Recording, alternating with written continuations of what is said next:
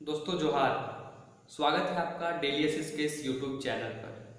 दोस्तों जैसा कि आपको मालूम होगा कि बीते कई सालों से हम ये देख रहे हैं कि कुछ कानून हैं जिसका इस्तेमाल जो सरकार है वो या तो सेंट्रल गवर्नमेंट हो या फिर स्टेट गवर्नमेंट हो, वो उन कानूनों का इस्तेमाल बड़े ही धड़ल्ले से कर रही है। तो उन कानूनों में से है कि यूएपीए या फिर जो देशद्रोह का कानून है या फिर एनएसए जो नेशनल सिक्योरिटी एक्ट है, इन कानूनों का जो इस्तेमाल है वो सरकार के द्वारा हम लगातार देखते जा रहे हैं कि किया जा रहा है। तो इसीलिए आज हम इनमें से जो एक है एनएसए नेशनल सिक्योरिटी एक्ट 1980 उसके बारे में जानेंगे, ब्रीफली जानेंगे कि आखिर इसके प्रोविजंस क्या है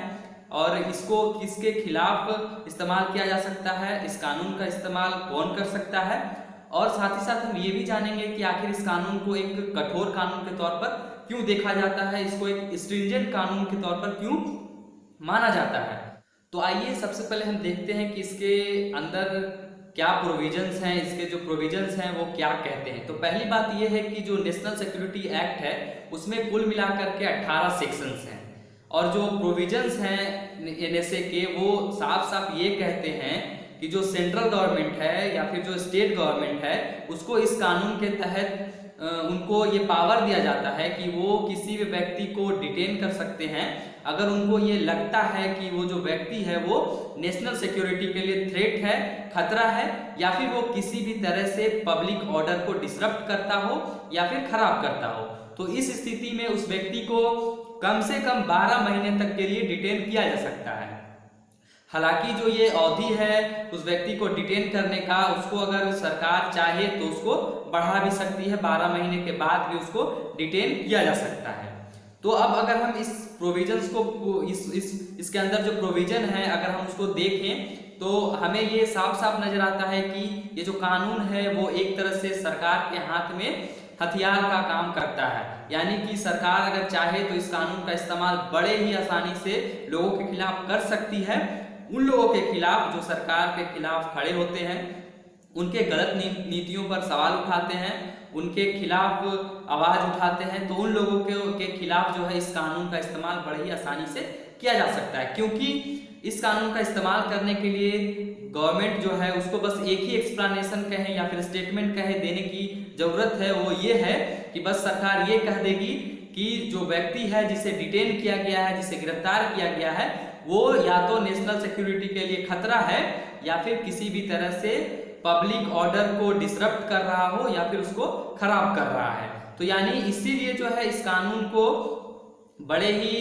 इस कानून का क्रिटिसिज्म भी बहुत ही बड़े पैमाने पर होता है, क्योंकि ये जो कानून है उसका इस्तेमाल लोगों के खिलाफ किया जाता रहा है और अभी भी किया जा रहा है। तो दोस्तों ये तो थी प्रोविजन की बात। अब अगर हम ये बात करें कि आखिर इस कानून को कठोर क्यों कहा जाता है, इसको एक कठोर कानून के तौर पे क्यों माना जाता है, आखिर इसमें ऐसी कौन सी चीज है जिसकी वजह से इसे स्ट्रिंजेंट बोला जाता है। तो जो पहला चीज है इसमें समझने वाली वो ये है कि साधारण तौर पर जब किसी व्यक्ति को गिरफ्तार किया जाता है तो उसको बहुत सारे कॉन्स्टिट्यूशनल राइट्स मिलते हैं। साथ ही साथ जो सीआरपीसी का सेक्शन 50 है वो ये कहता है कि अगर आप किसी व्यक्ति को गिरफ्तार करते हैं तो आपको जो है उस व्यक्ति को बताना पड़ेगा कि आप उस व्यक्ति को किस चीज के, किस सजा के लिए, किस फॉल्ट के लिए, किस चार्ज के लिए उसको गिरफ्तार कर रहे हैं। लेकिन अगर वहीं हम एनएसए की बात करें, नेशनल सिक्योरिटी एक्ट की बात करें, तो अगर कोई व्यक्ति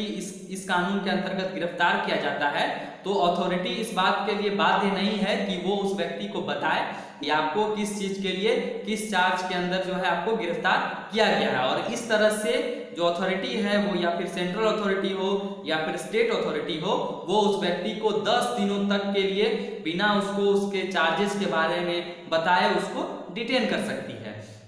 अब जो दूसरी चीज यहाँ पर समझने वाली बात है वो ये है कि जो सीआरपीसी का सेक्शन 56 और 76 है उसके मुताबिक हम देखते हैं कि जब जनरली किसी व्यक्ति की गिरफ्तारी होती है, जब उसे कस्टडी में लिया जाता है, तो ये एक कानून है कि उस व्यक्ति को 24 घंटे के अंदर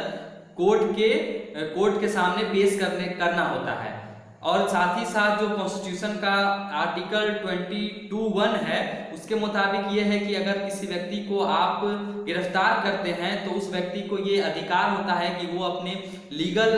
एडवाइजर से एडवाइस ले सके, उससे बात कर सके अपने अरेस्टिंग को लेकर के। लेकिन वहीं अगर हम नेशनल सिक्योरिटी एक्ट की बात करें, अगर इसके अंतर्गत किसी व्यक्ति की गिरफ्तारी की गई है तो इस तरह का कोई भी राइट उस व्यक्ति को जिसे गिरफ्तार किया गया है उसको मुहैया नहीं कराया जाता है। तो आप देखें कि इतना अंतर है एक सामान्य गिरफ्तारी में, जब किसी व्यक्ति को सामान्य तौर पर गिरफ्तार किया जाता है, और जब किसी व्यक्ति को नेशनल सिक्योरिटी एक्ट के अंदर में गिरफ्तार किया जा सकता है। तो कितना डिफरेंस है इन दोनों चीजों के बीच में। और इसीलिए जो है कि इस कानून को बहुत ही कठोर बताया जाता है, बहुत ही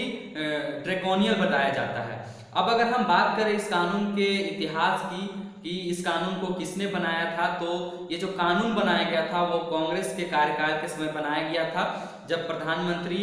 इंदिरा गांधी थी। तो उन्हीं के नेतृत्व में इस कानून को बनाया गया था। या फिर यूं कहे कि जो NSA जो नेशनल सिक्योरिटी एक्ट है वो कांग्रेस की देन है। और कांग्रेस के टाइम पर भी अगर हम देखें तो इस कानून का इस्तेमाल किया गया था उन लोगों के खिलाफ जो सरकार से सवाल पूछ रहे थे, सरकार के जो गलत पॉलिसीज थे उसके खिलाफ सवाल उठा रहे थे। और अगर हम अब देखें तो अब इसी कानून का इस्तेमाल जो अभी की जो सरकार है, अभी के जो सेंट्रल गवर्नमेंट है या फिर जो बहुत सारे स्टेट गवर्नमेंट है उनके द्वारा किया जा रहा है। जैसे कि हमने हाल में ही देखा है कि किस तरह से जो उत्तर प्रदेश में एक डॉक्टर कफील थे उनको NSA के तहत गिरफ्तार किया गया था, ये कहते हुए कि उन्होंने एक CAA और NRC के खिलाफ जो प्रोटेस्ट हो रहा था उसमें भाग लेते हुए वहां पर कुछ स्पीच दिए थे, और इसीलिए उनको इस कानून के तहत गिरफ्तार किया गया था। और साथ ही साथ हमने कुछ दिनों पहले देखा था कि एक जो मध्य प्रदेश में जहां पर कांग्रेस की सरकार थी वहां पर भी इस कानून का इस्तेमाल